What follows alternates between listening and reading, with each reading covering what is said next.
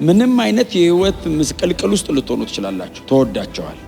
እግዚአብሔር በክርስቶስ ኢየሱስ የገለጠው ፍቅር ወደር የለውም። ማንም እንደዚህ ሊወደኝ አይችልም። የወደደኝ የለም፣ ሊወደኝ የሚችል አይመጣም። የመጨረሻውን ወዶኛል። በጣም ጥሩ ስራ እየሰራ ለሚኖረው ህዝብ እስረኛው ይጸልያል። ሼን እጁ ላይ ያለ እግሩ ተይዟል፣ እስር ቤት ነው ያለው። ለእናንተ እኔ ጸልያለሁ፣ ጸልዩልኝ ይላል ምዕራፍ 6 ላይ። የሚጸልዩለት ግን እንዲፈታ ሳይሆን አንደበቴን ስከፍት የምናገረው እንዲሰጠኝ። ከዚህ በኋላ ጳውሎስ ሄዶ አፉ የሚከፈተው የት ነው? ፍርድ ቤት። በጣም ጥልቅ መንፈሳዊ ሰው ስለሆነ ተንበርክኳል። እስር ቤት ውስጥ ለመንበርከክ አይመችም። እግር ብረት አለውና እግር ብረቱን እንደምንም አስተካክሎ ሰንሰለቱን እንደምንም አንፏቆ ቁስሉን ሲነካው እንዳያመው አድርጎ ይንበረከክ። እንደምትወደኝ አውቃለሁ፣ ምን ያህል እንደሆነ አስረዳ ብዬ እሱ ሲገባ የሆነ ቀን መንገድ ላይ ሐሳብ ቀይሮ ትቶኝ ይሄድ ይሆን? አትፈራውም። ልደክም እችላለሁ፣ ይወደኛል፣ ያነሳኛል። ልወድቅበት እችላለሁ፣ ብድግ ያደርገኛል። ቆመው የሐሰት ሐዋርያት ያስተምሯቸው ውረድ አሉት። ለምን? ጤናማውን እናውቀዋለን። እውነተኛ ፍቅር ፍርሃትን አውጥቶ ይጥላል። እንደሚወድ ከገባ እንደማይጥል ታውቃለህ። የጳውሎስ አገልግሎትን ሁሉም ሰው ያስታውሳል። በምን አይነት መንገድ እቺ ቤተ ክርስቲያን እንደተተከለች ሁላችንም እናስታውሳለን። ከቆሮንቶስ አገልግሎት ጨርሶ ነው አይደል ወደ ኤፌሶን የመጣው። ምዕራፍ 18 ቆሮንቶስ ጨርሶ ምዕራፍ 19 ነው ወደ ኤፌሶን ከተማ ጳውሎስ የገባው።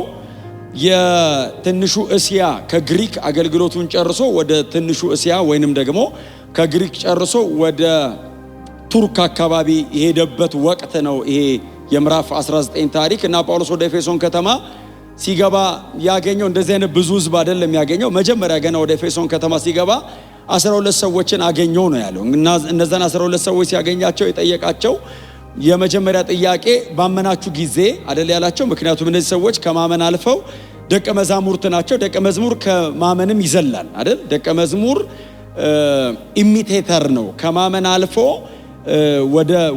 ወደ መከተል የመጣ ነው። ምናልባት አማርኛው ጥሩ ላይሆን ይችላል። ኢሚቴተር እኔ የገባኝ መኮረጅ የሚለው ማለት ነው፣ በበጎ ከተረጎማችሁት ማለት ነው።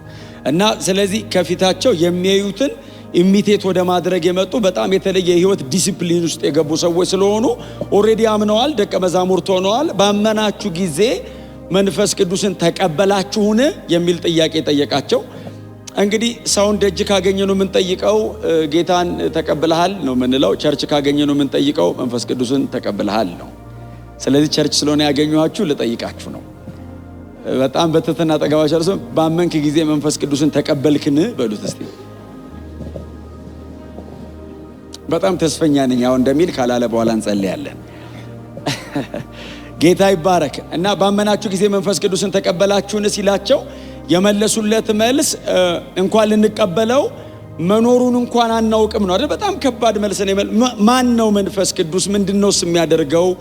ይሄንን ጥያቄ መልሰው ለጳውሎስ ሲጠይቁት ጳውሎስ ቁጭ አድርጎ አይደለም ያስተማራቸው። እንደዚህ 12ቱም ላይ መጀመሪያ እጁን ጫነ ነው የሚለው። ምክንያቱም መንፈስ ቅዱስ ደጅ ሆኖ ማስረዳት ከባድ ነው። ውስጥ ይግባና ብንማማርን በቀላሉ ይገባቸዋል አለ አይደል? እንዲገባን ክርስትናን ያለ መንፈስ ቅዱስ መኖር አይደለም ማሰብ አይቻልም አይደል? በህይወት ያኖረን መንፈስ ቅዱስ ነው። አሁን ኢየሱስን በአካል የሚያውቀው እዚህ ቤት የለም አይደል? ኢየሱስ የተሰቀለ ቀን የነበራለ እዚህ ቤት እንደተሰቀለ ግን ሁሉም ሰው እርግጠኛ ነው። ይሄንን እርግጠኝነት ውስጣችን ያስቀመጠው መንፈስ ቅዱስ ነው። ክብር ለዘላለም ለእርሱ ይሁን። በእውነት መንፈስ ቅዱስን የሰጠን አብ ክብር ይሁንለት። እና ያለ መንፈስ ቅዱስ ስለማይሆን 12ቱም ላይ እጅ ጫነ። በጣም የሚያስደንቀኝ ሁሉም ተቀበሉ የሚል ቃል አለ። ሁሉም መንፈስ ቅዱስን ተቀበሉ። ለመቀበላቸው ምልክት የሚሆኑ በልዩ ቋንቋ ተናገሩ። ከመካከላቸው ደግሞ አንዳንዶቹ ትንቢትን ተናገሩ ይላል። ይሄ የመጀመሪያ የዚች ቤተክርስቲያን የመተከሉ የመጀመሪያ ልምምዳቸው ነው። መንፈስ ቅዱስን ተቀበለች ቤተክርስቲያኒቱ። በጣም ፔንቴኮስታል አይነት ናት። ሁሉም ተቀብለዋል። ሁሉም በልዩ ቋንቋ ይናገራሉ። በመካከላቸው አንዳንዶቹ ደግሞ ትንቢትን ይናገራሉ። ከዛ ቀጥሎ ለ2 ዓመት ከ3 ሳምንት ያክል ረጅም ጊዜ የፈጀበት እነዚያን ደቀ መዛሙርት ሰብስቦ የእግዚአብሔርን ቃል ማስተማር ነበር። እና ጳውሎስ ድፍን 3 ዓመት ነው የተቀመጠው። 2 ዓመት ከ3 ሳምንቱ ግን ትምህርት ነበር። በጣም ሶሊድ የሆነ ትምህርት ነው። በየዕለቱ እያገኘ ያስተምራቸው ነበር የሚል ቃል አለ። እና የጳውሎስ የኤፌሶን ከተማ አገልግሎት በጣም ስኬታማ ነበር። ከተማይቱን በወንጌል ከመድረስና ሰዎቹን ከማስተማር በዘለለ ፍሬያማ ነበር ጳውሎስ። ለምሳሌ እንደነ ቆላሲያስ አይነት በጣም አስደናቂ የሆኑ ቸርቾች የተተከሉት በጳውሎስ የኤፌሶን ከተማ ተማሪ በነበረው በነ ኤጳፍራ ነበር እና ጳውሎስ በጣም በፍሬ የተሞላ አገልግሎትን በኤፌሶን ከተማ አገልግሏል። 3 ዓመት ያክል እዚህ ከተማ ተቀመጠ። ምናልባትም በጳውሎስ 4 ሐዋርያዊ ጉዞዎች ውስጥ የኤፌሶንን ያክል ረጅም ዕድሜውን፣ ጉልበቱን፣ ዕውቀቱን፣ አቅሙን የጨረሰ ቦታ የለም። ያለውም በሙሉ ኢንቨስት አድርጎኖችን ቤተክርስቲያን ጳውሎስ ያገለግላት። ከተተከለችም ከጸናችም በኋላ እንዲሁ ትቷት አልሄደም። ለሚያምነው እውነተኛ መንፈሳዊ ልጁ ለነበረው ለጢሞቴዎስ ነው። እሱን ነው በቤተ ክርስቲያኒቱ ላይ እረኛ አርጎ ሾሞ ጳውሎስ ወደሚቀጥሉ አገልግሎቶች ሄደ። በኋላ ላይ ከጥቂት ዓመታት በኋላ እቺን ቤተ ክርስቲያንና ከተማዋን አገልግሎታቸውን እያሰበ ጳውሎስ ይህንን ደብዳቤ ለቤተ ክርስቲያኒቱ 60 ዓመተ ምህረት ላይ ሮም እስረኛ በነበረበት ወቅት ይህን ደብዳቤ ጽፏል። ስለዚህ ደብዳቤ የተጻፈው 60 ዓመተ ምህረት አካባቢ ነው። የጻፈው ጳውሎስ ነው። የተጻፈው እስር ቤት ነው እና ከጳውሎስ የእስር ቤት ደብዳቤዎች መካከል ከ5-6 የሚሆኑ ጽፏል። ከነሱ መካከል አንዱ የኤፌሶን ደብዳቤ ነው። ክብር ለኢየሱስ ይሁን እና በጣም ጠንካራ ደብዳቤ ነው። እጅግ በጣም ጥልቅ የሆነ ትምህርት ያለበት ደብዳቤ ነው እና ይህንን ደብዳቤ 60 ዓመተ ምህረት ላይ ለቤተ ክርስቲያኒቱ ይጽፋል። ደብዳቤው ምናልባት ዛሬ ማታ አንብባችሁ እንደምትጨርሱት በጣም ተስፋ አደርጋለሁ። አጭር ነው ደብዳቤው፣ በጣም አጭር ነች። 6 ምዕራፍ አካባቢ ነው ያለው። ወደ 6 ምዕራፍ አካባቢ ነው ያለው። 155 ቁጥር ይመስለኛል። ወደ 3039 ቃላት ነው ያለው። 155 ቁጥር 3039 ቃላት። እናንተ በአንድ አዳር ብዙ መጽሐፍ የምትጨርሱ ሰዎች ትመስላላችሁ እና ጎናችሁ ያለው ሰው ኤፌሶንን ዛሬ እንጨርሳታለን በሉት። ጌታ ይባረክ። እና እቺን ደብዳቤ ለዚች ቤተክርስቲያን ይጽፋታል። አዲስ ኪዳናችን ላይ ካሉ ያስተምህሮ መጽሐፍት ከምንላቸው ዶክትሪናል ቡክስ ከምንላቸው መካከል ከሮሜ ቀጥሎ ሁለተኛው መጽሐፋችን ይሄ የኤፌሶን ደብዳቤ ነው። የጳውሎስ መንፈሳዊ ጥልቀት፣ የእውቀቱ ጥልቀት በጣም የታየበት ደብዳቤ ነው። እንድታነቡት ነው ይህን ሁሉ የምናገረው። ከምዕራፍ 1 እስከ ምዕራፍ 3 እኛ ደቀ መዛሙርት ወይንም አማኞች በጌታ በመሆናችን የምናገኛቸው መንፈሳዊ በረከቶች በጣም በዝርዝር ተጽፈዋል። ከዛ ከምዕራፍ 4 እስከ ምዕራፍ 6 ደግሞ አንድ አማኝ መሬት ላይ ሲኖር እንዴት መኖር አለበት የሚለውን ደግሞ ጳውሎስ በዚህ በሁለት ከፍሎ ያስቀምጧል። ከምዕራፍ 1 እስከ ምዕራፍ 3 ስፍራ ነው። ከምዕራፍ 4 እስከ ምዕራፍ 6 ሰፈር ነው። በጣም ፖዚሽናል ሆነናል። ብዙዎቻችን በአብ ቀኝ ነን ያለነው። በጣም ብዙ ጊዜ የምናስተጋባው ትምህርት ስለሆነ እውነት ነው፣ የማይካድ ነው። ግን ደግሞ አዲስ አበባም ናችሁ፣ በፍጹም እንዳትክዱ እሱን። እዚህም ናችሁ። አሁን በጣም ብዙ ሰው የለሁም ይላል። ልክ ነው። አሁን እዚህ አላችሁ፣ ሌላ ቦታ የላችሁ። እዚህ አላችሁ። ጎናችሁ ያለው ሰው እዚህ አለህ በሉት፣ እንዳልስትህ በሉት፣ ንኩትና እዚህ አለህ። ጌታ ይባረክ። ባላንስ በጣም ያስፈልገናል አይደል? የኤፌሶን ደብዳቤ በጣም ባላንስ አለው። በጣም አስደናቂ በሆነ መንገድ መንፈሳዊ ስፍራ ያለው እዚህ ደብዳቤ ላይ ነው። ቀጥሎ እዛ በአብ ቀኝ የተቀመጠው ሰው ደግሞ ኤፌሶን እንዴት መኖር አለበት የሚለውም ደግሞ በተብራራ መንገድ በዚህ ደብዳቤ ላይ ተቀምጧል። እና ይህንን ደብዳቤ የተጸለየ ጸሎት አለው። እሱን ጸሎት ነው ዛሬ አብረን በጣም ጥቂት፣ ከዛ ጸሎትም ላይ የክርስቶስን ፍቅር ነው ጳውሎስ በጣም አስገራሚ በሆነ መንገድ ስለሚያቀርባት እሷን ነው ዛሬ አብረን እንድንካፈል በልቤ ላይ ያለው። ይሄ ደብዳቤ ከሌሎቹ የሚለየው 2 ጸሎት የተጻፈበት ደብዳቤ ነው፣ ወይንም ጳውሎስ ደጋግሞ የጸለየበት ደብዳቤ ነው። ምዕራፍ 1 ላይ ከቁጥር 15 እስከ 21 ድረስ የመጀመሪያውን ጸሎት ጸልየዋል።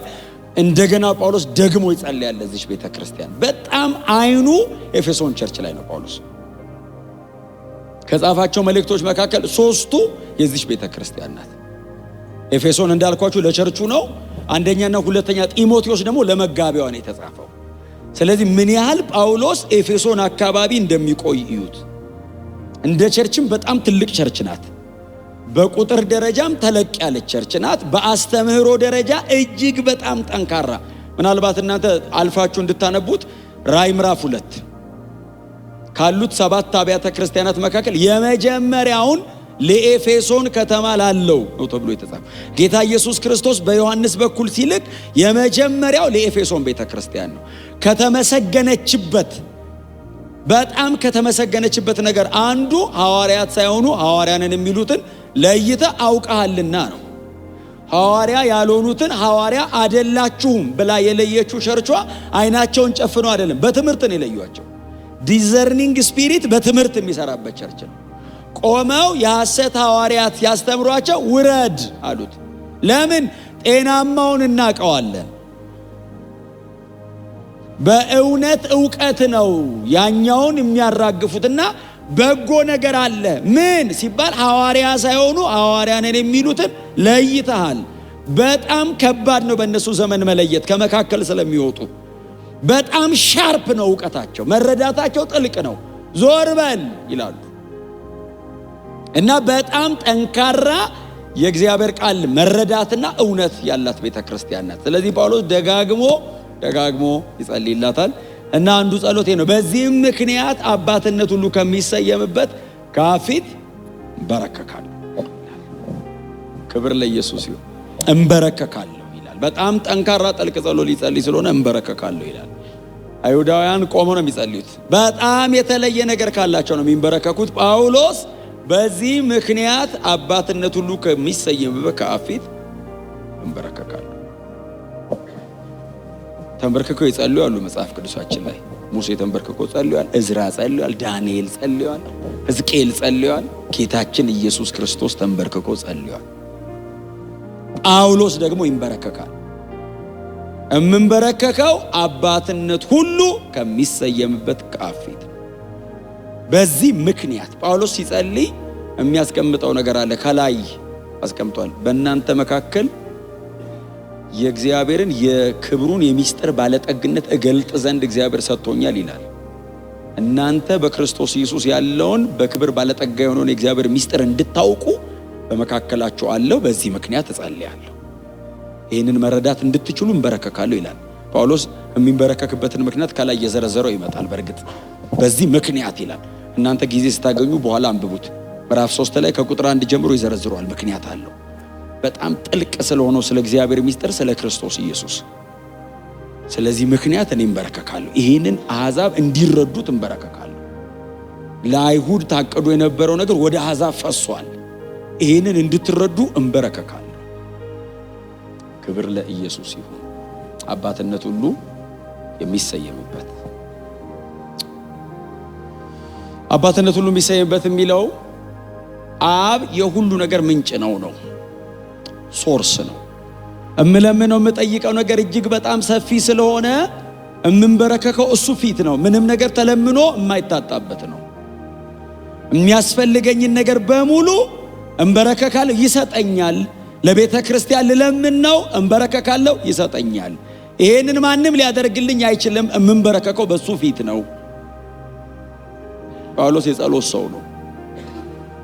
በየትኛውም አጋጣሚ ይንበረከካል፣ በየትኛውም አጋጣሚ ይጸልያል። የሚጸልየው ግን በአብ ፊት ነው። የሚጸልየው ለቤተ ክርስቲያን ነው። በጣም ጸሎት የሚያስፈልገው ሰዓት ነው። ጳውሎስ ይሄ ሰዓት እስር ቤት ነው። ለዛውም የሮም እስር ቤት ነው። ማሜርታይን ውስጥ ነው ያለው። እጅግ ጸሎት ያስፈልገዋል ከእስር ቤት እንዲወጣ። ጳውሎስ እንደዚህ ይላል፣ እጸልያለሁ። ለማ? ለእናንተ። ኤፌሶን ከተማ በጣም ሴሌብሬት ሲቲ ናት። ኤፌሶን በጣም ዘመናዊ ከተማ ናት። ኤፌሶን ህዝቧም ከነበረው ሶሳይቲ መካከል እጅግ በጣም በኑሮ የተሻለ ነው። ከሮም ቀጥሎ ሁለተኛ የመንግስት መቀመጫ ከተማ ነች። በጣም ጥሩ ስራ እየሰራ ለሚኖረው ህዝብ እስረኛው ይጸልያል። ቼን እጁ ላይ ያለ እግሩ ተይዟል፣ እስር ቤት ነው ያለው። ለእናንተ እኔ ጸልያለሁ፣ ጸልዩልኝ ይላል ምዕራፍ 6 ላይ። የሚጸልዩለት ግን እንዲፈታ ሳይሆን አንደበቴን ስከፍት የምናገረው እንዲሰጠኝ ነው። ከዚህ በኋላ ጳውሎስ ሄዶ አፉ የሚከፈተው የት ነው? ፍርድ ቤት።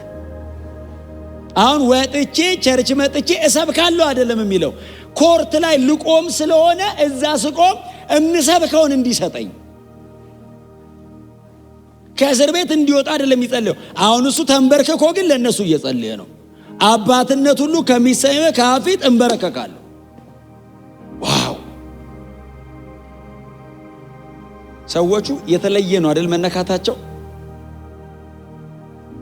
ሩቅ ናቸው። እግዚአብሔር ወደዚህ ያስጠጋን። የጸለዩን ጸሎት አንብበነዋል አብረን። ምናልባት ሁሉንም መናገር አልችልም፣ ግን እንደው ጥቂቷን በውስጥ ሰውነታችሁ በመንፈስ እንድትጠነክሩ ስርና መሰረታችሁ በፍቅር የጸና እንዲሆን ጸሎቱን ይዩት። አላውቅም ዘንድሮ ምን ያህል እንደዚህ እናንተ የምትጸልዩ ይመስለኛል፣ ግን እንደዚህ ግን አይጸልይ ማለት አልተረሳም። እንደዚህ ጸሎት በውስጥ ሰውነታችሁ በመንፈሱ እንድትጠነክሩ። ሰውየው የዚህ አይነት ነው። ብዙዎቻችን እንወደዋለን፣ ስለዚህ ብዙ እናጠናለን። ስለዚህ ሰውዬ መጽሐፍ ቅዱስም ከጌታ ከኢየሱስ ክርስቶስ ቀጥሎ አዲስ ኪዳን በጣም ሰፊ ሽፋን ያለው የሰውዬ ነው። ከኋላ ነው የመጣው። 3/4ኛውን ይዞት ሄዶ እሱ ነው ባይዘ ኒው ቴስታመንት 3/4 የተጻፈው በሱ እጅ ነው። ከኋላ እኮ ነው የመጣው። ከ27 መጽሐፍ 14 ያዋጣው እሱ ነው። እንዲህ አብሮ የኖረ ስንት የተነካካ በአይኑ ያየ ሐዋርያ እያለ እሱ ከኋላ መጥቶ አይቶት እኮ አያውቅም ኢየሱስን። አየሁት የሚለውን በብልጭታ ነው። 3 ዓመት ተኩል ኖሮ ያልጻፈ አለ። ይሄ ሰውዬ ከኋላ መጥቶ ጻፈው አለው። ክብር ለኢየሱስ ይሁን። እሱ 14 መጽሐፍ ብቻ አይደል፣ ሐዋርያ ሥራ እኮ 70% እኮ የሱ ታሪክ ነው። ሉቃስ ወንጌል እኮ የሱ ስብከት ትንታኔ ነው። አዲስ ኪዳን ወይ እሱ ጽፎታል ወይ የሱ ተጽዕኖ ያለበት ሰው ነው የጻፈው። እግዚአብሔር እድሜያችሁን እንዲያርገው። እንደዚህ አይነት ሰው አሁን እዚህ ቤት መሰራት አለበት። በእውነት እንደዚህ አይነቶች ነው መሆን ያለብን። እና ሰውየው እሱ እስር ቤት ነው ያለው፣ እነሱ ደጅ ነው ያሉት። ለሱ ነው መጸለይ ያለበት እንደ ባለ አእምሮ። በጣም ጥልቅ መንፈሳዊ ሰው ስለሆነ ተንበርክኳል። እስር ቤት ውስጥ ለመንበርከክ አይመችም። እግር ብረት አለውና እግር ብረቱን እንደምንም አስተካክሎ ሰንሰለቱን እንደምንም አንፏቆ ቁስሉን ሲነካው እንዳያመው አድርጎ ይንበረከካል። አሁን እንደዚህ መንበርከኪያ ወንበር የለም። እስር ቤት ነው እንደምታውቁት፣ መሬት ነው በግንባሩ ተደፍቶ የሚጸልየው። እና በውስጥ ሰውነታችሁ በመንፈሱ በኃይል እንድትጠነክሩ። ሰውየው በውስጥ ሰውነቱ ጠንካራ ነው። ለዛ ነው እስር ቤት ቁጭ ብሎ ደጅ ላለ ሰው የሚጸልየው። የላይኛው ሰውዬ ደግሞ የተጎዳ ነው። እኔ አይደለም ያልኩት፣ ጴጥሮስ ራሱ ነው ያለው። እኔ አይደለም ያልኩት። ጴጥሮስ ራሱ ምን አለ? ሰውየው ሲታይ ሰውነቱ ደካማ ነው አለ። ደቀቅ ያለ ነው። አይተህ አትገምተውም። አፉን ሲከፍት ነው የምታውቀው። ደግሞ መቼ መጣ ነው ብለውት አፉን የከፈተ ቀን ብትንትንን ነው የሚያወጣ። ለነገስታት አይራራም እኮ ሰውየው። ለኖርማል ሰው እኮ አይደለም። ነገስታት እኮ ፊት ቆሞ እኮ ጌታን እኮ ይቀበላሉ። አግሪጳ እኮ ጌታን ተቀብሏል። በቃ ልፍታ ወደ ቤት ሂድ እኮ አለው። ጌታን የሚያስገድል ጉዳይ የተከሰሰ የስብከቱ ጥንካሬ እኮ ነው። እና ደቀቅ ያለ ነው። እና የሚለምንላቸው ከላይ ያለው ነገራችሁ እንዲያምር አይደለም የሚላቸው። የአርቲፊሻል የሆነው ፋሻል የሆነው ነገር አይደለም። የውስጡ ጄኒውን እንድትሆኑ፣ ይሄ በውስጥ ሰውነታችሁ በመንፈሱ እንድትጠነክሩ፣ ክርስቶስ በልባችሁ በእምነት እንዲያድር። ምን ማለት መሰላችሁ? ትክክለኛ ጳውሎስ የሚጠቀመው የግሪክ ቃል እየመጣ ቪዚት እንዲያረግ ሳይሆን ፐርማነንትሊ እንዲኖር። አሁን የሆነ ቀን እየመጣ እየጎበኘ እየሰራ እየተጠቀመ እንደሱ አይደለም። አብሮ ኗሪ እንዲሆን፣ ስትኖር ወክ ስታረግ ኢየሱስ አብሮ እንዳለ እንዲገባ አለ እኮ። ግን አይረሳም። ብዙ ጊዜ እኮ ሰው ይረሳዋል። ጳውሎስ የሚለምነው አሁን እሱ እስር ቤት ነው ያለው። እዩት እንግዲህ ክርስቶስ በእምነት በልቡ አለ፣ ያውቃል። ለዛ ነው ባይዘው ከእስር ቤቱ የሚበልጠው ሰውየው። አይክዶም እኮ እስር ቤቱን በልጦት ነው። ሮሜ ላይ አንድ ቃል አንብብላችሁ በጣም ልባችንን ቀና የሚያረቃል። በጣም ብዙዎቻችሁ ደጋግማችሁ የምታነቡት ነው። ሮሜ 8 ላይ አንብብላችሁ እስቲ ከቁጥር 35 ጀምሮ ያለው አንብብላችሁ። እንደዚህ ይላል፣ ከክርስቶስ ፍቅር የሚለየን ማን ነው? ጥያቄ ነው። ጮክ በሉና እስቲ ከክርስቶስ ፍቅር የሚለየኝ ማን ነው በሉ። ከዛ ይዘረዝራል። ከክርስቶስ ፍቅር የሚለየን ማን ነው ብሎ ጳውሎስ እየጠራ ነው ወደ ጉባኤ የሚጠራቸው ነው። ችግር ነው ይላል። ወይስ ሲቃይ ወይስ ስደት ወይስ ረሃብ ወይስ ራቁትነት ወይስ አደጋ ወይስ ሰይፍ? ይህም ስላንተ ቀኑን ሙሉ ከሞት ጋር እንጋፈጣለን፣ እንደሚታረዱ በጎች ተቆጠርን ተብሎ እንደተጻፈ ነው። ይቀጥላል ቁጥር 37 ምንም አይለየንም ብሎ ደግሞ ይቀጥላል። በጣም በጥንቃቄ ስሙኝ። የሚለየን ማን ነው ጥያቄው። ባይዘዌ ሌላ ሰው እስኪመልስለት አይጠበቅም፣ ራሱ ይመልሰዋል። ምንም አይለየንም ይልና ይዘረዝራል። በዚህ ሁሉ በወደደን በእርሱ ከአሸናፊዎች ምን ማለት ነው? እየዘረዘርኳቸው ያሉት ጉዳዮች ሻምፒየንስ ናቸው። ችግር ብዙ ሰው አንበርክኮ ያውቃል። ሲቃይ፣ ስደት፣ ራቁትነት፣ ሰይፍ፣ ሞት ኦፍ ኮርስ እንዴ በጣም ብዙ ሰው አንበርክኳል። ምን ማለት ነው? ሰው የሚያምነውን ነገር ከነዚህ ውስጥ ለአንዱ ብሎ ሊቀይረው ይችላል።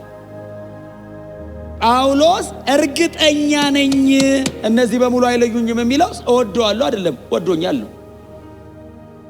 መወደዱ ላይ ተያይዘናል። እኔና እግዚአብሔር አይደለም፣ ይዞኛል። ክብር ለኢየሱስ ይሁን። ከዛ የሚዘረዝራቸው እነዚህኞቹ ትንሽ እንትን ናቸው። ቀጥሎ እንደዚህ ይላል፣ ከአሸናፊዎች ይህን ተረድቻለሁ፣ ሞትም ይሁን ሕይወት። አሁን እኔ ሞት አላቅም፣ ሞቼ አላቅም። ጳውሎስ ሞቶ ያውቃል፣ ተነስቷል እና ሞቶ የሚሄደው ሰማይ ነው እና ሞትም ይሁን ሕይወት፣ መላእክትም ይሁኑ አጋንንት አይለይም። መላእክት ግን ከባድ ነው። ብዙ ሰው መልአክ አየሁ ብሎ ብዙ ነገር ይሆናል አይደል? መልአክ የሚመስል ነገር ስናይ እኮ 4 የመላእክት አገልግሎቶች የሚል መጽሐፍ መልአክ የሚመስል ነገር አይተን ጳውሎስ ያስገባው ዝም ብሎ እንዳይመስላችሁ። አይሁዳውያን በጣም ፕራውድ ያደርጋሉ እና ጳውሎስ መላእክት ነው አለቀጥሎ አጋንንትስ ይዘረዝራል። ያለውም ይሁን የሚመጣው ምን ማለት ነው? እስካሁን የደረስንበት አለ፣ ምናልባት እኛ ዲስከቨሪ ያላረግነው ከዚህ በኋላ ደግሞ የሚደረግ ምን ያህል በክርስቶስ ፍቅር ላይ ያለው መተማመን ያለው መከራ፣ ስደት፣ ችግር፣ ሞት፣ ሕይወት፣ መላእክት፣ አጋንንት ብቻ ሳይሆን የሚመጣው ሌላም ካለ ብሎ ለኛ ክፍት አደረገው። አሁን አንዳንዱኛ የሚገጥመን ቻሌንጅ ጳውሎስ አልገጠመውም ይሆናል፣ ግን የኔ ይበልጣል ማለት አንችልም። የሚመጣው የሚላለው ጥቅሱ ከክርስቶስ ፍቅር ምንም አይለየንም። ማንኛውም ኃይል ይልና ከፍታም ይሁን ጥልቀት ወይም የትኛውም ፍጥረት በጌታችን ኢየሱስ ክርስቶስ ካለ ከእግዚአብሔር ፍቅር ሊለየን አይችልም። በጣም በትህትና ጠገባቸው ያለው ሰው ከክርስቶስ ፍቅር ምንም ሊለይህ አይችልም በሉት። ከክርስቶስ ፍቅር ምንም ሊለየን እኔ አይደለሁም። ይሄው ጳውሎስ እንትን ነው ስቴትመንት ነው። ከክርስቶስ ፍቅር ምንም አይለየንም ብሎ ጳውሎስ ያላለፈበትን ወይንም ያልገጠመውን ብቻ አይደለም የዘረዘረው።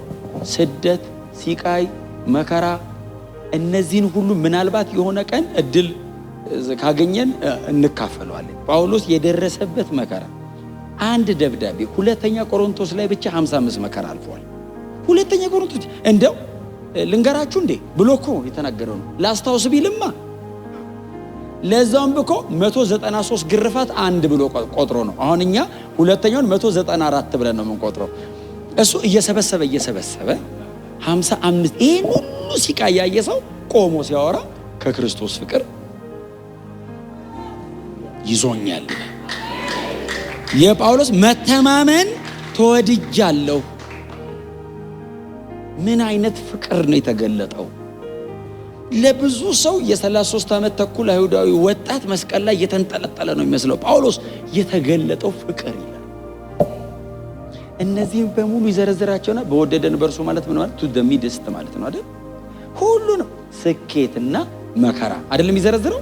በአንድ ጎራ እኮ ስኬት ነው፣ ከፍታ፣ መላእክት፣ ኃይል፣ ልዩ ፍጥረት ሆነ የሚያውቃል እዚህ ውስጥ የለም። አሁን እኛ የምናውቀው ሰው፣ እግዚአብሔር፣ መልአክ ከዛ ውጭ ታውቃላችሁ አናውቅም። እሱ ሶስተኛ ሰማይ ሄዶ ስለመጣ ያውቃል፣ አይቷል፣ ብዙ ነገር አይቷል። እና ምን ይበለው ቮካብለሪ ስለሌለው ልዩ ፍጥረት አለ። እሱ እንኳን ቢመጣ ወደ መሬት አለ ያ እዛ አይቼዋለሁ መጥቶ ያውቅም ልዩ ፍጥረት ይለዋል። በቃ ዲፍረንት የሆነ እኛ የማናውቀው ሰው ጋር መጥቶ የማያውቅ እሱ እንኳን ቢመጣ ምን አይነት የፈሰሰ ፍቅር!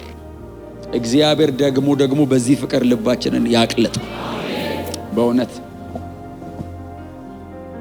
ምን አይነት መረዳት ነው! ምን አይነት ብርሃን ነው! በእንደዚህ አይነት የህይወት ሲቃይ መካከል ጸንተን የምንቆመው ተወደን ነው ይላል የክርስቶስ ፍቅር። ክብር ለኢየሱስ ይሁን። እና ሁሉንም ዘርዝሮ መሃላቸው ነው የሚቆመው እና ሰብስቦ ነው የሚነግራቸው። በዚህ ሁሉ ግን የሚለው መሃል ቆሞ ነው አከማቻቸው። ታውቃላችሁ ስኬት በጣም ከባድ እንደሆነ። መከራ በተወሰነ መንገድ መንፈሳዊ ያደርጋል አይደል? አሁን ሰው ምንም ከሌለው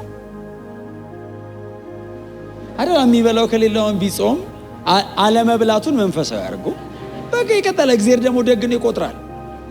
የሚበላው የለውም እኮ መንፈሳዊ ላርገው ሲል እግዚአብሔር በቃ አርገው ይሁን ብሎ ይቀጥላል። ይሁን አንጃውን እግዚአብሔርን እኔ ፊት አይለም ይሁን እሺ ይላል። አውቀን አይሳናቁ ሁሉ የጸለዩን እኮ ነው የመለሰው። አንዳንዴ መንገድ ላይ የሄድኩ የጸለይኩት ተመልሶ አገኘዋል። ወይ ጉድ ይላል። ተንበርከካችሁ ደግሞ ሊቆይ ይችላል። እኔ እየሄዳችሁ ጸልዩ እያልኩ አይደለም፣ የጸሎት አካሄድ እንዳትቀይሩ። ግን ምን ማለት ነው? የምትጸልዩበት ልብ ነው ዋናው አይደል? ምርር ሲላችሁ ቶሎ ይመለሳል። ጥብቅ ጸሎት መልሱ ፈጣን ስለሆነ ጌታ ይባረክ። ስኬት ግን ከባድ አሁን እንዳልኳችሁ ነው። ቻሌንጅ ምናምን መንፈሳዊ ላይ ስኬት ግን በጣም ከባድ። አሁን ይሄ ሰውዬ ከፍታም ቢሆን ሲል ብዙ ከፍታ እንደ ሰው በመንፈሳዊ ደረጃ ካየ ነው ምናልባት ይሄ ሰውዬ የደረሰበት ጋር ለመድረስ ልንጸልይ እንችላለን። በከፍታ ደረጃ በጣም አይደል? አሁን ሶስተኛ ሰማዩን ይሄድ ያለ አይመስለኝም። ይሄደ ሊኖር ይችላል። የመጨረሻው ዘመን ስለሆነ ብዙ ሰው ይሄደ ስለሆነ አይታ ደግሞ የመጀመሪያ ቀን ስለሆነ ማን ጥያቄ አልጠይቅም። እየቆየን ስንሄድ ጠይቃቸዋል። ግን ሶስተኛ ሰማይ እምላቸው አሁን ማንም ሰው ሄጄ መጣው የሚለው አይነት አይደለም አይደል? የጳውሎስ የመገለጥ ብዛት ይሏል። ደግሞ የደረሰበት መገለጥ ህይወቱን አፌክት አድርጎታል አይደል? ሰውየው ደርሶ ሲመጣ ፕራይድ አለ። ሄጄ መጣው ያለው ራሱ በድካም የታገሱኝ ብሎ እንጂ ያለ መጠን ሃምብል ነው ያደረገው። መሄዱ ይገለጥልኝ ብለን እንጸልያለን። ነው ጥሩ ነው ይገለጥልን። ግን በጣም ይገርማችሁ ተገለጠልኝ፣ ቀጥሎስ መውጊያ ሰጠኝ ነው የሚለው። እንዳያስታበኝ መውጊያ ሰጠኝ፣ ኃይሉ እንዲገለጥብኝ፣ ያለ መጠን ደግሞ በድካም የተመካው። በጣም ሃምብል አደረገው። መሄዱ ሩቅ ማየቱ በጣም ጥልቅ አወረደው። ከሰው መሃል አወጣው። መረሳት ፈለገ። መተው አማረው። ታውቃለህ ሰው እንዳያስታውሰው ፈለገ። ያለ መጠን ደክማለሁ አለ። ለምን? ኃይሉ እንዲገለጥ። ጌታ ይባረክ። እና ሶስተኛ ሰማይ ትሪፕል ዳይሜንሽን አክሰስ አድርጎ እኔ እኮ አሁን የእግዚአብሔር መኖሪያ ገነት ገባዋል። ከባድ አይደለም ይሄ ነገር? ፓራዳይዝ የእግዚአብሔር መኖሪያ ገነት ፍጹም ሐሴት ያለበት ቦታ ገባዋል። እና ሰው እማያየውን አየዋል። አይታይም አለ። እኔ አየዋል። ሊሰማ አይገባም አይቻልም። እኔ ሰማው አለ። ሊሰማ አይገባም አለ። በዚህ ማነር ሎፉል አይደለም። ሊሰማ አይገባም። ቀጥሎስ አይቻልም። ይገባው ይባል አይቻልም። እኔ ሰማው አለ። በጣም የተለየ ነገር ነው አይደል? እግዚአብሔር እያደረገለት የነበረው ሰማው አለ። አሁን አንደኛ ቆሮንቶስ ላይ የመልአክ ልሳን ብናገር እኮ ያለው እኮ ገምቶ አይደለም፣ ሰምቶ መጥቶ ነው። ሰምቶ መጥቶ ሄዶ ሰምቶ መጣና ብናገር ራሱ አለ። አሁን መገለጡ ሃምብል ስላደረገው ነው ፍቅር ከሌለኝ ያለው እንጂ ነገሩ እኮ ያስታበያል። ሊታበይ ሞክሯል። በይዘው ሞጌ ሰጠው እኮ ለዛ ነው ጠቅ አደረገው። አሁን አንዳንድ ባለፈው ተናገረ በልሳን ተናግሮ ሰው አጋንንት አውጥቶ የሆነ ተአምራና ሲደረገው ሰው ይተናነቃል። መጨበጥ ይከብዳል። ይጠባሃል፣ ልብስ ብቻህን ያልባሃል። ከባድ ነው እውነት። የሚሆን ነገር አይደለም። በሰላም ተናገሬ ልውረድ። እውነቴ ነገሩ ናቹራል ነው መታበይ። ሃምብል መሆን ነው ስፒሪቹዋል። ብትታበይ ልክ ነህ፣ ሰው ነህ። ሃምብል ኮንክስ መንፈሳዊ ሆነሃል። ነገሩ ሰላም ይታብ ማውጊያ አስቀመጠልኝ አለ። አንሳው ለምንኳ አለ። ለማየት ያልጸለየ ሰው አይቶ ሲመጣ ለሞገው መጸለይም እባካንሳ አላነሳም አለ። ለምን አለ? የደረስክበት መገለጥ ያስታብያል። የደረስኩበት መገለጥ በደረስኩበት መገለጥ በመገለጥ ብዛት እንዳልታበይ እኮ ነው ያለው። ምን ማለት ነው? የደረሰበት መገለጥ ሊያስታበየው እንደሚችል እግዚአብሔር አምኖበታል። እግዚአብሔር አምኖበት ነው የሰጠው። ትታበያለህ አለ። እዚህ ደርሶ የመጣ የለም። የመጀመሪያ ነው ያስታበያል። ስለዚህ ሃምብሎን እንድትኖር ያሳየው ነገር ከኔ እንዳይለይህ አለው። ምክንያቱም ትዕቢተኛን ሰይጣን አይደለም እግዚአብሔር ነው የሚቃወመው። ሰይጣንማ ጎሽ ጎሽ ነው የሚለው፣ ትዕቢተኛውን እግዚአብሔር ነው የሚቃወመው። ስለዚህ ተመልሶ ከኔ ጋር ያጣላል እና ሃምብል የሚያደርግ ነገር ልስጥህ አለው። እንዴት ትችላለህ ሲለው ሰፊሽንት የሆነ ጸጋ፣ ብቁ ጸጋ ሰጥሃለሁ፣ በቂ ጸጋ ሰጥሃለሁ እና ሲወጋ እንድትችለው የሚያደርግ ጸጋ ሰጥሃለሁ። እንደው እግዚአብሔር ግን አይገርምም? ከማትወጋ አለው ተወግተህ ብትችል ይሻለኛል። አሁን ሊያሰቃየው ፈልጎ ሳይሆን አብሮት እንዲኖር ፈልጎ፣ አለማሳየትም አልፈለገም፣ እንዲያለፍ ፈልጓል። ካየ በኋላ ደግሞ ታቢው እንዳይጠፋበት ፈልጓል። ስለዚህ አሳየውና መውጊያ ሰጥቶ ጸጋ ጨመረለት። እንዲህ ነው እኮ የሚያኖረን። እንዲህ ባላንስ እየሰራ ነው 70 ዓመት ምንም የኖርን ሳይመስለን የሚያልቀው እንጂ የጸለይከው በሙሉ ቢሰጥ እኮ አትኖርም። የለመናችሁት በሙሉ ተንበርከከ አባ ስትል አቤት ቢለ እንትን ስትል እሺ እያለ ቢሰጥ ላይፍ ቦሪንግ ነው። ከምሬ አይደለም እንዴ? እውነቴን እኮ ነው። ህይወት ስልችት ነው የሚለ ሲይዝብህ ሲያቆይህ ስጠኝ ስትል እሺ እሰጥሃለሁ ብሎ 10 ዓመት ሲይዘው መጣ ብሎ ከ20 ዓመት በኋላ ሲመጣ እንደዛ ነው የሚያኖረን። እኔ ብቻ ነኝ እንደዚህ የምኖረው? መሬታ ነው የምኖሩት። እንደሱ እኮ ነው አይደል? አሁን እኮ ህይወት እንደሱ ነው። ደግሞ ቻሌንጅ ወይ መከራ የላይፍ ባላንስ ነው አይደል? መከራ ሁሉ ነገር ልክ ሲሆን ቁጥሩ አይደለም። ህይወት ድክም ነው የሚለ ስክራች ሲኖረው እሱን ለማስተካከል ትጸልያለህ፣ ትጾማለህ፣ ታለቅሳለህ። መጣው ብሎ 10 ዓመት ይወስዳል። አረባ ቀረኝ ሲወስደው አመስገነት ሄዳል። አንዳንዱን ጸሎት እኮ ለአንተ ለልጅ ይልሃል። ከዛ አይደል ብሉ ኪዳን እንደሰነል ለልጅ ይሏል። ለልጅ ብሎ አንተ ለምነ ለልጅ ልጅ 4ኛ ትውልድ ያያል ይላል። አብርሃም የለመነውን እኛ አይደል ይወሰድን? ሩቅ አይቶ እኛን እኮ ያገኘ ነው። ከ2000 ዓመት በኋላ የሚመለስ ጸሎት እኮ ነው የጸለየው። መከራ የህይወት ባላንስ ነው። እንደዛ ባይሆን ማንም ሰው ነው አይደል? የተወሰነ ይመልሳል፣ የተወሰነውን ይዟል። የተመለሰውን ይዘን እያመሰገንን ለሚቀጥለው ደግሞ እንመጣለን። ከዛ እሷንም ትንሽ ይመልስና ደግሞ ሌላ ደግሞ ይዛል እንሄዳለን። በኋላ ላይ ግን የሆነ ደረጃ ላይ እንደርሳለን። ቢያድነኝም ባያድነኝም አይደል? ስለሚሆነው ነገር ሳይሆን ስለማንነቱ መከተል ሲንጀምር ክብር ለስሙ ይሁን እና ጳውሎስ በእንደነዚህ አይነት መከራውን በጣም ከባድ ነው የዘረዘረው። ከፍታ ብሎ የሚዘረዘረው በሰው ደረጃ በቀላሉ አክሰስ አይደረግም ከፍታው። በእነዚህ ሁለት ትልልቅ ኤክስትሪሞች መካከል በክርስቶስ ፍቅር ነው የምኖረው ይላል። ይሄኛው የማያጠፋኝም ይሄኛው አይለየኝም።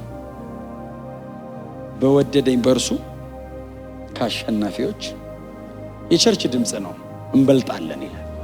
ጌታ የተባረከ ይሁን። በኋላ መጨረሻ ላይ የሚዘጋው ጳውሎስ ይህንን ሲናገር በክርስቶስ ኢየሱስ ካለ ከእግዚአብሔር ፍቅር ሊለየኝ እንደማይችል ተረድቻለሁ። አይለየኝም ብቻ አይደለም ያለው። አሁን ድርቅ ብዬ አይለየኝም እያልኩ ነው አይደለም የሚለው፣ ገባኛል። ያላፋኝ ይሆናል እንጂ ሊለየኝ እንደማይችል ገብቶኛል። ላይፍ እንደምታውቁት ፕሮሰስ ነው፣ ሂደት ነው። በጣም አፕስ ኤንድ ዳውንስ አለው። ሁሌ ከፍታ ላይ ላትሆኑ ትችላላችሁ። የሆነ ጊዜ ደግሞ ሊወርድ ይችላል። ከዛ እንደገና ትነሳላችሁ። የሚደክም ይኖራል። በየትኛውም የህይወት መንገድ ውስጥ አለ በክርስቶስ ኢየሱስ ካለው ከእግዚአብሔር ፍቅር ይሄ ሁሉ ሊለየኝ አይችልም።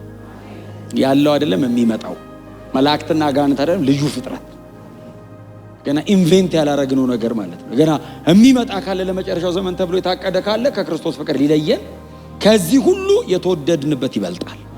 በመስቀል ላይ የተገለጠው ፍቅር ይበልጣል። በጣም ከፍ ብትሉ ከአብ ቀኝ በላይ ከፍ አትሉ፣ በጣም ብትወርዱ ከሲኦል በታች አትወርዱም። ኢየሱስ ጥግና ጥጉን ነው በፍቅር የነካው። መሀል ላይ ነው ያላችሁት። በጣም በወጣ ከአብ ቀኝ በላይ አልወጣም። ተሰቃየው በለታ እሱ የወረደው ድረስ አልወርድም። መሀል ላይ ናችሁ። ፍቅሩ እዛ ጥግና እዛ ጥግ ነው። የትም ብትሄዱ ዓለምን የጠቀለለ ፍቅር ነው። ምንም ያህል ዘመን ብትሰቃዩ ለዘላለምን የወደደ ርዝማኔው ማንም ከዚህ ፍቅር ውጪ ሊወድቅ አይችልም። በጣም በትህትና አጠገባቸው ያለው ሰው ተወዳል በሉት። ክብር ለኢየሱስ ይሁን። በጣም ዛሬ እንደ ተመሰገነ እንደ ተባረከ ሰው ቀና ብላችሁ ነው ማምሸት ያለባችሁ። ወዶኛል። ምንም አይነት የህይወት ምስቅልቅል ውስጥ ልትሆኑ ትችላላችሁ። ተወዳቸዋል። እግዚአብሔር በክርስቶስ ኢየሱስ የገለጠው ፍቅር ወደር የለውም። ማንም እንደዚህ ሊወደኝ አይችልም። የወደደኝ የለም፣ ሊወደኝ የሚችል አይመጣም። የመጨረሻውን ወዶኛል። እግዚአብሔር በመጨረሻ ፍቅር ወዶኛል። ከዚህ ፍቅር ደግሞ ሊለየኝ የሚችል የለም። ስለዚህ ሴኩሪቲያችን መወደዳችን። እኔ ብዙ ጊዜ የምሰጣት አንድ ምሳሌ ያለችና አንድ ቀን ቤቴ ተኝቼ ማለዳ ላይ ትንሹ ልጃችን ፍሬክስ ማለት ትንሹ ልጃችን መጣና ልተኛ አንተ ጋር አለኝ ነው አልኩት እና ተኛ። አጠገቤ ተኛ። እንቅልፍ ያዘው። እንዲህ ያየሁት እንደምወደው ያውቃል። ምን ያህል እንደምወደው ግን አያውቅም። አባቴ ይወዳል ብትል አዎ ምን ያህል ብትለው እንትን ይገዛልኛል፣ እንትን ይገዛል፣ እንትን ስታይ እንትን ያደርግልኛል፣ ነፍሱን ይሰጠኛል አይለ።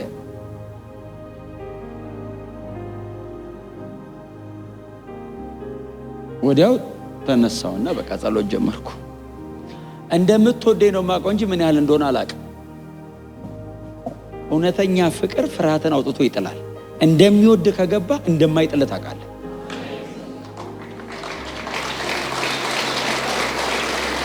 ሰምታችሁኛል? ሐሳብ አይቀይርም። ይሄ ልጅ እንደምወደው ነው የሚያውቀው። ለዛ ነው መጥቶ እንቅልፍ ያዘው። እርግጠኛ ነው ምንም እንደማላረገው። ማንም ሰው እጅ ላይ ተኛ ይችላል። እኔ እጅ ላይ ተኛ።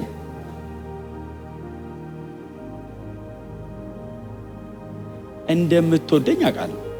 ምን ያህል እንደሆነ አስረዳኝ ብዬ ጸለይኩ። እሱ ሲገባ የሆነ ቀን መንገድ ላይ ሐሳብ ቀይሮ ትቶኝ ይሄድ ይሆን? አትፈራውም። ልደክም እችላለሁ። ይወደኛል፣ ያነሳኛል። ልወድቅበት እችላለሁ፣ ብድግ ያደርገኛል።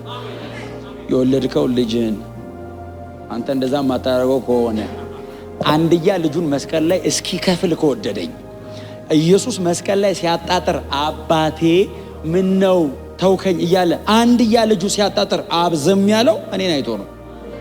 ያን ያህል ይወደኛል ማለት ነው። እግዚአብሔር ይህንን ፍቅር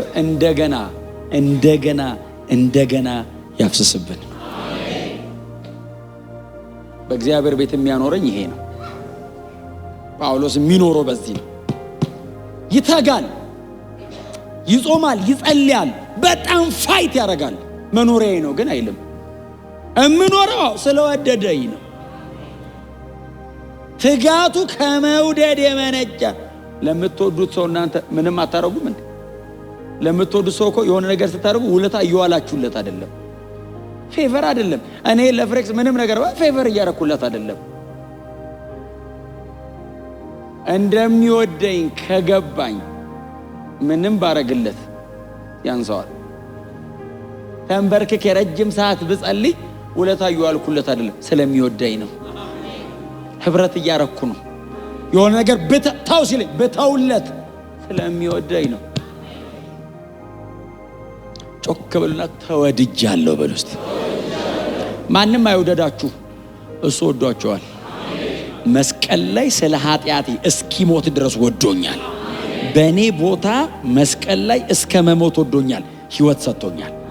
ለዘላለም ከኔ ጋር ኑር ብሎኛል። ይሄ ብቃት ነው ለኛ በእግዚአብሔር ቤት የምንኖርበት ብቃት። ክርስቶስ ወዶኛል። ቀና ብለን በዚህ ቤት እንኖራለን። ክብር ለኢየሱስ ብቻ ይሁን።